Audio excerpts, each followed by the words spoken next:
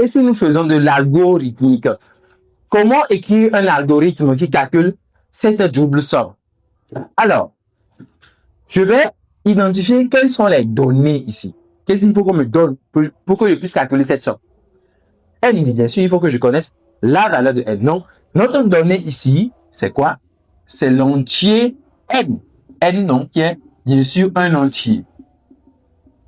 C'est notre variable. D'accord?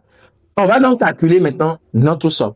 Alors, commençons l'algorithme. Je vais mettre un début pour dire que je commence. Pour faire ce calcul, je vais faire quoi?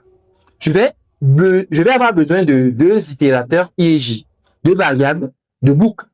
Je vais varier I de 1 à N et J de 1 à N, et à chaque fois, je vais calculer le minimum. Je vais avoir besoin d'une somme qu'il faut initialiser à 0.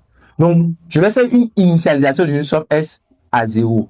Bien sûr, je vais déclarer S, qui doit donc être une variable entière.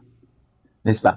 Donc, on la met initialement à 0. Et je boucle. Je vais donc dire que, en variant, bien sûr, I de 1 jusqu'à N, I étant aussi une variable entière, J également une variable entière.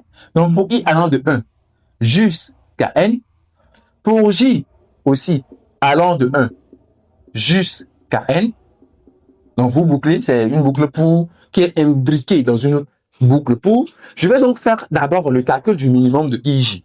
Donc, comment je calcule le minimum de I et de J? Le minimum noté M, je pourrais dire que par défaut, c'est I. Bien sûr que le minimum n'est pas forcément I, le minimum peut être J. C'est pour cela que je vais corriger. Je vais donc dire que si jamais J est plus petit que I, sachez que mon minimum n'est pas bon. Parce que le minimum est censé être le plus petit. Donc, si J est plus petit que I, le minimum, ce n'est pas I, il faut le corriger. Il faut le corriger en J. Fin de la condition C.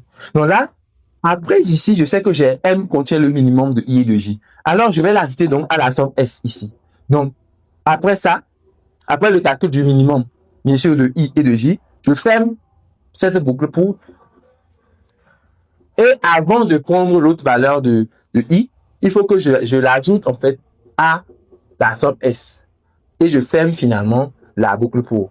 Et c'est la fin de l'algorithme. Je peux donc afficher, donc cet algorithme retourne la valeur de S. Donc c'est un algorithme qui permet de calculer la somme là. Si tu as des problèmes en algorithmique, en programmation Python, n'hésite pas à m'écrire parce que un mathématicien, c'est avant tout un informaticien aussi. Les Ovis, la zone des sciences.